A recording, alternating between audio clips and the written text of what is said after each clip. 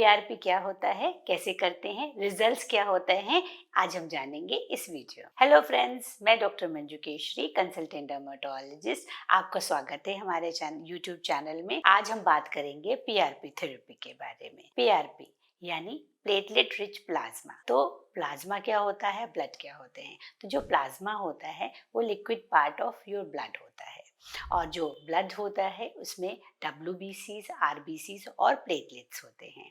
तो जो ये प्लेटलेट्स होते हैं वो क्लॉटिंग में यानी खून को जमने में हेल्प करते हैं, और इसमें कुछ और भी चीजें होती हैं जैसे साइटोकिन्स, प्रोटीन्स, और ये जो प्रोटीन पार्ट होता है वो प्रमोट करता है ग्रोथ, हीलिंग में और रिजुविनेशन में। तो सबसे पहले जब पीआरपी बनाते हैं तो आपका 10 to 60 ml ब्लड लिया जाता है, और फिर इसको सेंट्रीफ्यूज में डाल के तेजी से स्पिन किया जाता है।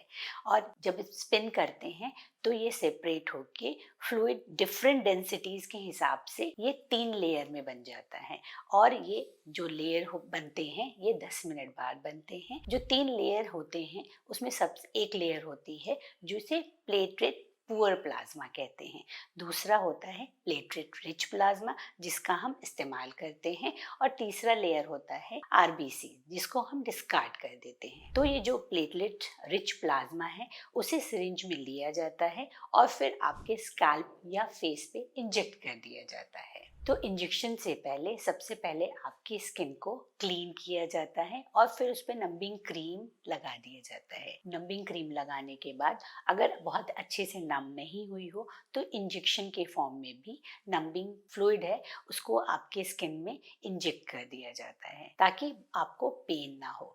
तो जब स्किन बहुत ही अच्छे से नम हो जाती है फिर हम जो ट्रीटमेंट है उसे हम शुरू करते हैं। तो जो ये सेशंस हैं वो पहले महीने में हर 15 दिन पे करते हैं, पहले 2 महीने तक, फिर उसके बाद हर महीने ये 4 महीने तक लगातार किया जाता है।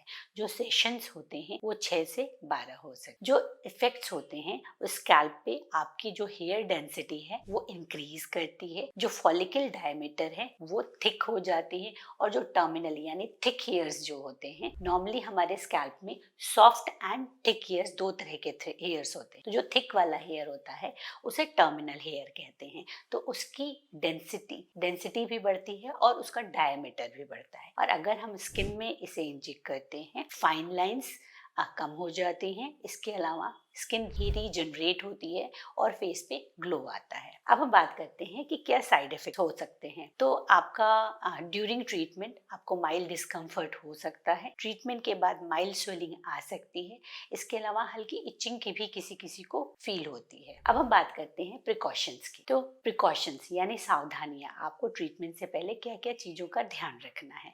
सबसे पहले तो आपको कोई भी NSAIDs जो एक दवाइयाँ होती हैं जैसे कि एस्पिरिन या डिस्प्रिन, आपको 48 घंटे पहले बिल्कुल भी नहीं खाना है। और इसके अगर आपके जो CBC कराया गया है और लो प्लेटलेट काउंट है तो ये ट्रीटमेंट नहीं किया जा सकता। लेकिन आपको प्लेटलेट से रिलेटेड कोई भी बीमारी है जैसे प्लेटलेट डिसफंक्शन है तो इस ट्रीटमेंट को नहीं कर सकते हैं। इसके अलावा बेहतर होगा कि आप ट्रीटमेंट से पहले स्मोकिंग क्विट कर लें। कोई भी स्टेरॉयड का इंजेक्शन नहीं लेना है, और अगर फीवर है तो उस ड्यूरेशन में ये ट्रीटमेंट नहीं किया जा सकता। अब हम लोगों के कुछ सवाल होते हैं कि क्या ये जो PRP ट्रीटमेंट है न्यू हेयर ग्रोथ करता है और कितने हेयर्स आते हैं। तो ये जो PRP ट्रीटमेंट होता है वो मेनली आपकी हेयर थिकनेस को बढ़ाता है, और ये ग्रेजुअली बढ़ता है। जो अगर 3 महीने जब ट्रीटमेंट हो जाता है तो 3 महीने बाद आपको रिजल्ट्स दिखने शुरू हो जाते हैं, और अगर 6 महीने तक आपका ट्रीटमेंट चलता है तो उसके 3 महीने बाद सबसे अच्छा रिजल्ट आपको दिखाई पड़ता है। उसके बाद